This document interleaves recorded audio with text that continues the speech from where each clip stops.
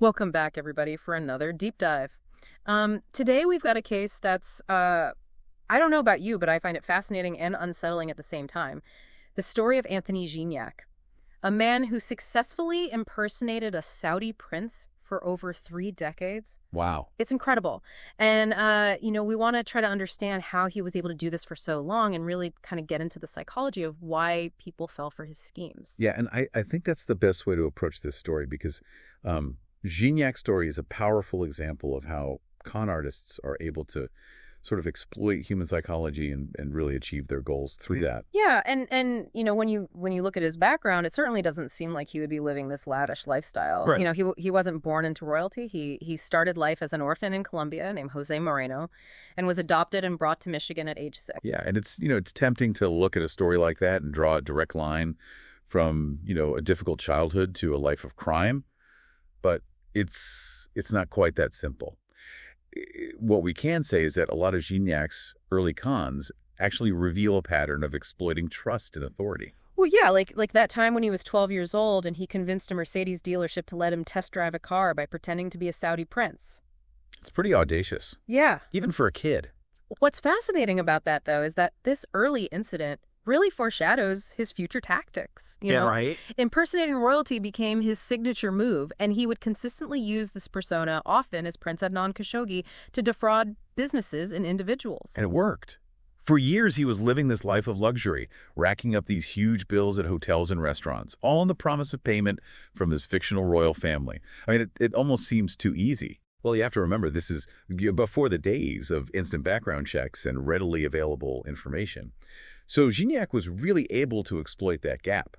But as his cons evolved, didn't they? He went from, dining and dashing to orchestrating much more elaborate schemes. Well, let's talk about some of those more audacious moves, like that American Express incident where he was able to convince them to give him a platinum card with a $200 million credit limit. 200 million. Yeah, how is that even possible? I think it speaks to a key element of his success, and that is his understanding of power dynamics and how to exploit them. He didn't just rely on a fancy title. He knew how to really leverage it. And reportedly, he claimed that denying him a new card would actually enrage his father, the king. And American Express apparently caved, facing the potential wrath of a powerful monarch. So it wasn't just about them, being blinded by the potential profit from someone who, was a big spender, but they were also afraid of the repercussions of, offending someone that they believed to be a high-ranking royal. That's pretty insightful. Exactly. This incident highlights how he was able to manipulate institutions by preying on their fear of negative repercussions. So it wasn't just individuals who were falling for his cons. Even large corporations were susceptible to his tactics. Yeah, and his ambition didn't stop there, did it? He actually set his sights on some pretty high-profile targets, like billionaire Jeffrey Soffer and the Fontainebleau Hotel. Absolutely. In 2017, Gignac actually attempted to purchase a stake in the hotel, a deal worth hundreds of millions of dollars. And to do this, he really showered Soffer with expensive gifts, flew on his private jet, all to really solidify this illusion of wealth and power. It's remarkable that Soffer, a seasoned businessman, was initially taken in by Gignac's act. What does that tell us about the psychology of these scams? I think it underscores the point that anyone can be a victim of a well-crafted con. Gignac was a master of creating an aura of authenticity. He understood the power of social cues and status symbols. And we as people tend to automatically trust those who appear wealthy, powerful, or connected. It's a sort of cognitive shortcut that can override our critical thinking. So, his fancy clothes, the expensive gifts, the name dropping, it was all very carefully calculated to project an image of legitimacy. Precisely. And let's not forget the psychological factor of wanting to believe. Right. Soffer, like many investors, was likely drawn to the potential of a lucrative deal with a Saudi prince. This desire for a big win can really cloud our judgment and make us much more vulnerable to these kinds of scams. Yeah, it's like that saying, if it sounds too good to be true. It probably is. But before we get into, the reasons behind Gignac's eventual downfall, I think we need to explore another layer of this story.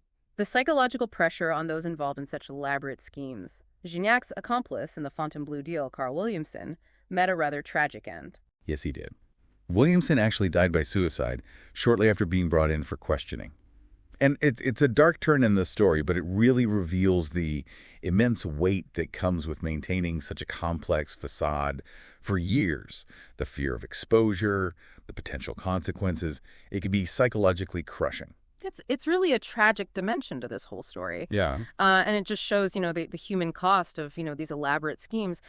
But what about Gignac himself? How was he able to maintain the charade for so long? It's not just about creating a fake persona. It's about convincing people to actually believe in it. You're absolutely right, and that is a crucial point. Con artists like Gignac are incredibly perceptive. They're masters at reading people, picking up on those subtle cues, and tailoring their approach to really exploit specific vulnerabilities. They look for individuals who are eager to please or desperate for recognition or maybe even just lonely and craving some sort of connection. So he wasn't just playing a role, he was actively, manipulating people's emotions and desires. Precisely.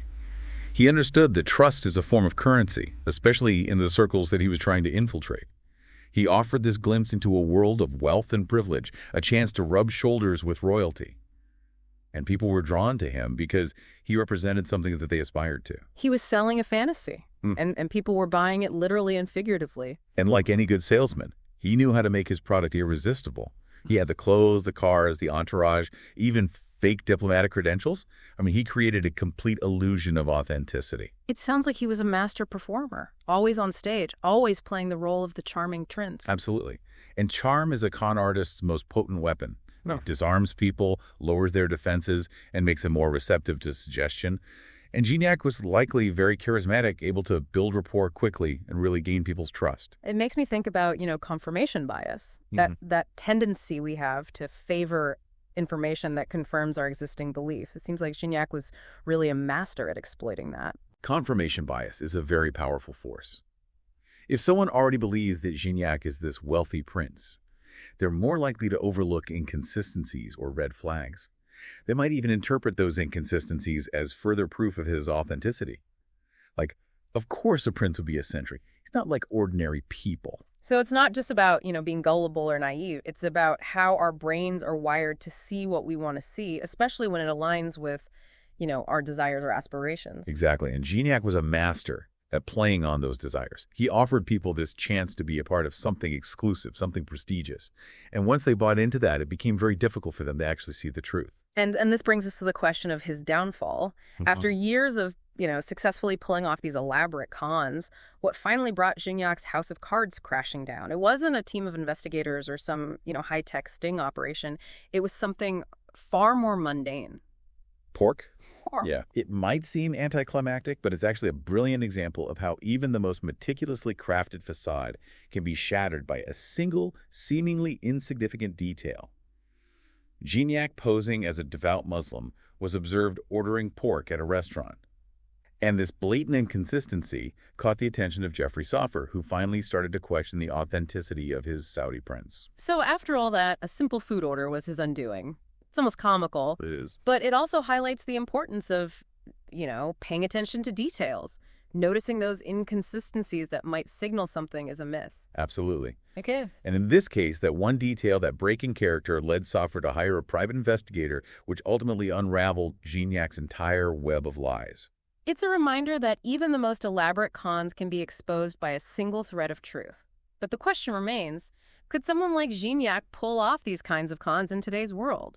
We have so much more access to information now with social media, instant background checks, and a greater awareness of these scams in general. It's a fascinating question, and honestly, the answer is both yes and no. I mean, on one hand, it seems like it'd be a lot harder for someone to fabricate an entire identity and maintain that facade for years with all the tools that we have, Right. to verify information. You're absolutely right. Pulling off a long con like Gignac's would be significantly more challenging today. However, while we do have more ways to expose fraud, technology has also created new opportunities for deception. Oh, that's a good point. I mean, just think about how easy it is to create fake profiles online or manipulate images and videos. And now with the rise of deep fakes and AI-generated content, it's getting even harder to distinguish what's real from what's fabricated. Exactly. Yeah. The internet has become a breeding ground for misinformation and scams, making it easier for con artists to reach wider audiences and create much more sophisticated illusions. So in a way, technology is a double-edged sword in this battle between deception and truth. It's almost like a constant arms race, you know? As we develop new ways to detect and prevent cons, con artists are finding new ways to exploit the technology in our own psychology. It makes you wonder what the future holds for con artistry. Will we see even more elaborate schemes that leverage AI and deepfakes? Or will we develop new tools and technologies to counter these evolving threats? That's a question for another deep dive, perhaps. But for now, I think we've covered a lot of ground in understanding Anthony Gignac, the fake Saudi prince. We've explored his audacious cons, the psychological tactics that he employed, and the factors that made people susceptible to his schemes. And we've also delved into that complex interplay between technology and deception, recognizing that while technology offers tools to expose fraud, it also creates new avenues for con artists to exploit. This deep dive has really emphasized how important critical thinking is. We can't just take things at face value, especially in a world where information, both true and false, is so readily available. You've hit the nail on the head. It's more important than ever to be skeptical, to question our assumptions, and to be aware of our own vulnerabilities. Because as Gignac's story shows us, anyone could be a victim of a well-crafted con. So to answer your initial question about how someone like Gignac could pull off such a charade for so long, I think it comes down to a combination of factors: his audacity, his understanding of human psychology, and his ability to exploit those gaps in information and trust. But it also highlights the power of social cues, status symbols, and our own desire to believe in something that seems too good to be true. Well said. It's a reminder that con artistry is as much about understanding human nature as it is about trickery and deception. This has been a truly fascinating exploration. I hope you found it insightful and maybe even a little bit empowering. After all, knowledge is our best defense against deception. Until next time, stay curious, stay informed, and stay vigilant.